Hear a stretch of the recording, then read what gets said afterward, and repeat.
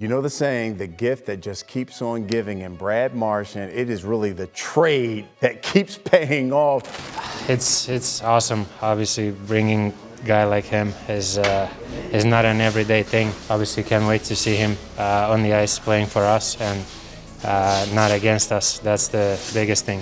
We're not sure what for yet, but the Bruins have traded their captain to a division rival, team they've faced in the playoffs multiple times in recent years, and so Marchand goes to Florida. Brad Marchand is one of the most hated and most clutch players in the NHL. He's licked opponents mid-game, chirped legends without hesitation, and crossed the line more times than anyone can count. But through all the chaos, he still led his team to victory. Now, after years as the heart and soul of the Boston Bruins, he's been traded to the Florida Panthers, the team that eliminated Boston in 2 brutal playoff series. How did the Rat become hockey's ultimate villain? And why does he actually enjoy being hated? This is the harsh truth about Brad Marchand, and it's probably worse than you think.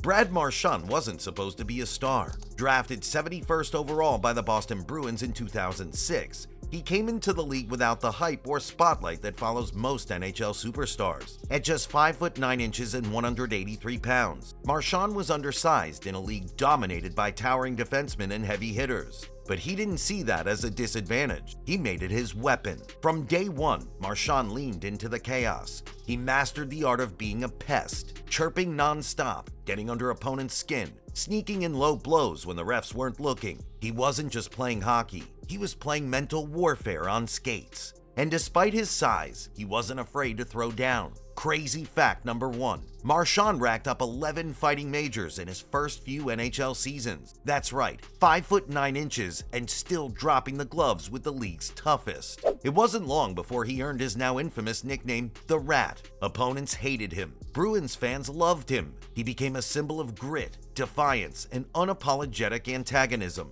He'd hit you late, laugh in your face, and score the game winner in overtime. But even pests have their limits. Or do they? Because what happens when chirping becomes harassment? When physical play turns dirty? When you stop just annoying the other team and start injuring them? Brad Marchand wasn't just becoming the Rat. He was becoming one of the most controversial figures in modern hockey. And he was just getting started. Brad Marchand wasn't just a pest. He was a menace. Everyone remembers the licking. Yes, you heard that right. In the middle of a playoff game, Marchand leaned in and licked opposing players. First, it was Leo Komarov of the Maple Leafs. Did you lick Komarov? Or was it a nuzzle, or what was it? I thought he wanted to cuddle. I was just trying to get close to him. Then Ryan Callahan of the Lightning, full-on tongue to face. It was disgusting, it was bizarre, and somehow it was peak Marchand. Well, he punched me 4 times in the face, so he just kept getting close. Nothing big. But licking was just the tip of the iceberg. Marchand built a rap sheet that rivals any NHL bad boy. Slew footing? Check. Elbowing? Absolutely. Hits from behind? Repeatedly. One of his most notorious slew-footing incidents took out Anton Strahlman and earned him a suspension that left even Bruins fans shaking their head. Crazy fact number 2. Marchand has been suspended over 7 times and fined more than $1 million throughout his NHL career. That's not a few oops moments. That's a pattern. And yet, he kept doing it. Why? Because it worked.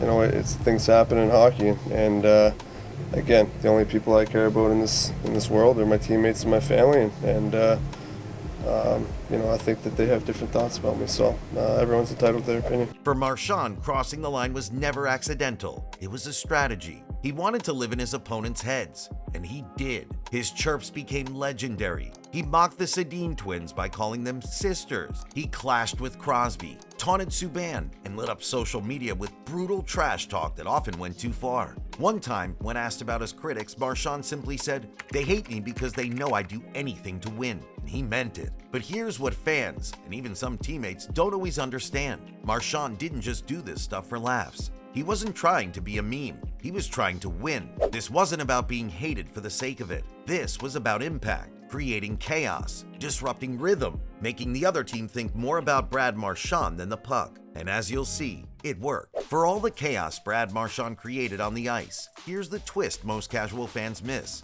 He's not just a pest, he's a producer. Despite all the controversies, suspensions, and headlines, Marchand has been one of the NHL's most consistent scorers for over a decade. Year after year, he's put up 30-plus goals and often flirted with 100-point seasons. That's elite production by any standard. And in 2011, when the Bruins hoisted the Stanley Cup, Marchand wasn't just along for the ride. He was a wrecking ball. 10 goals in the playoffs, countless momentum-shifting plays, and the kind of relentless energy that made life hell for the Canucks. To the outside, takes his own pass. Marchand along in front.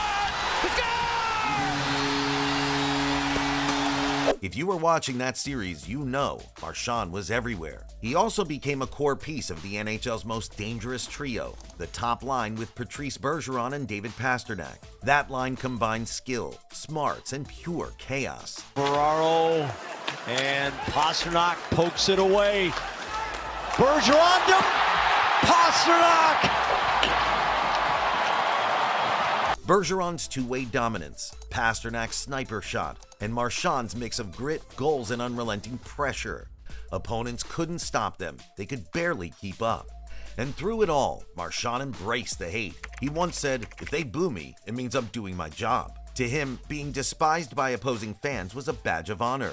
He wanted to be the villain. It gave him fuel. Marchand led the entire NHL in shorthanded goals, not once, but twice. Think about that. Shorthanded goals are supposed to be rare, gritty, effort-based plays. And here's the so-called dirty player outworking everyone when his team is down a man. The truth is, Marchand's madness has a method. Every chirp, every hit, every dirty play. It was all part of the plan. Distract the opponent, energize the Bruins, create space, tilt the ice. But what happens when you give the Rat the ultimate sign of leadership, the captain's C? Things get even more complicated. When Patrice Bergeron retired, the Bruins faced more than just the loss of a legendary two-way center. They lost their captain, their leader, their heartbeat. So who stepped up? Brad Marchand. The same guy who licked opponents during playoff games. The guy known for cheap shots, chirps, and chaos. That's who the Bruins gave the C to. And somehow, it worked. At 35 years old, Marchand became the oldest first-time captain in the storied history of the Boston Bruins.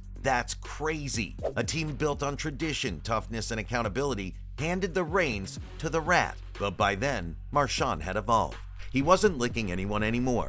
Suspension slowed down, but make no mistake, he still played on the edge. He just picked his moments better.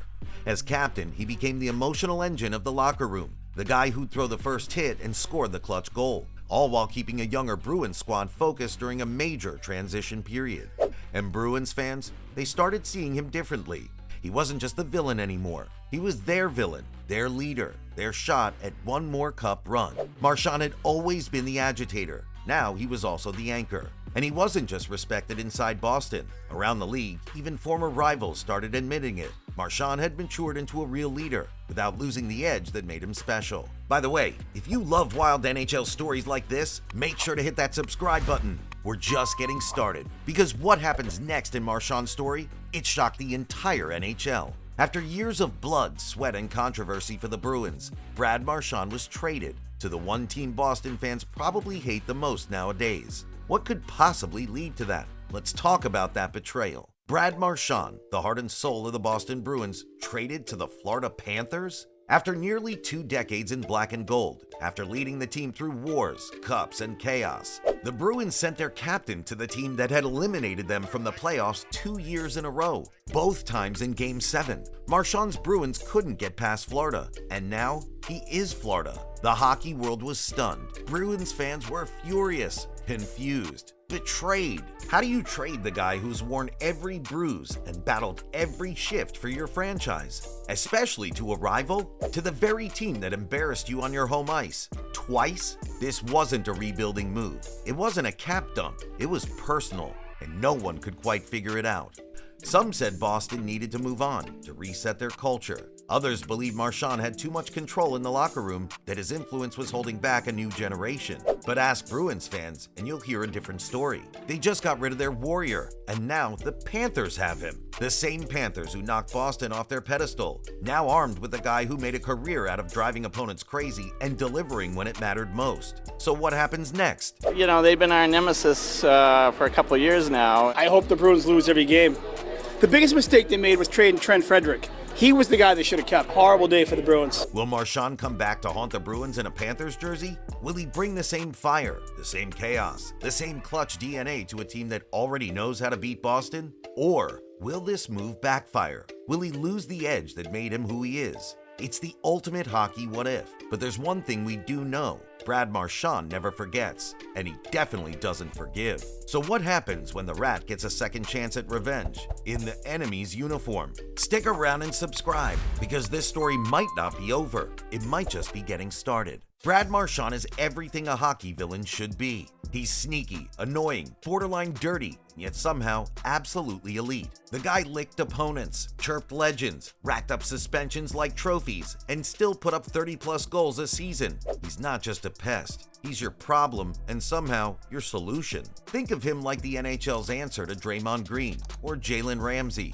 or even Dennis Rodman. Loud, unapologetic, and way more effective than you would want to admit. Marchand doesn't just play the game, he disrupts it. Some fans hate him with a passion, others defend him like family. But ask any NHL coach or GM privately, and they'll tell you the truth. They'd kill to have Brad Marchand on their roster, because he wins, he produces, he shows up when it matters. He turns booze into motivation and rivalries into fuel. That's what makes him dangerous. Not the antics, but the results. And now, as he enters this shocking new chapter in Florida, one question echoes louder than ever. Is Brad Marchand the guy you hate to play against, or the guy you die to have on your team? Either way, the NHL's ultimate villain is far from done. Love him or hate him, you're watching him. Now that we've unpacked Marchand's legacy, are you interested in ending the video with a punchy post-credit style stinger? Maybe teasing his first Panthers-Bruins rematch or a quote from Marchand himself? Want more brutal truths about your favorite NHL villains and legends? Then hit that subscribe button right now. No fluff, no filters, just the raw, untold stories of the game's most unforgettable players.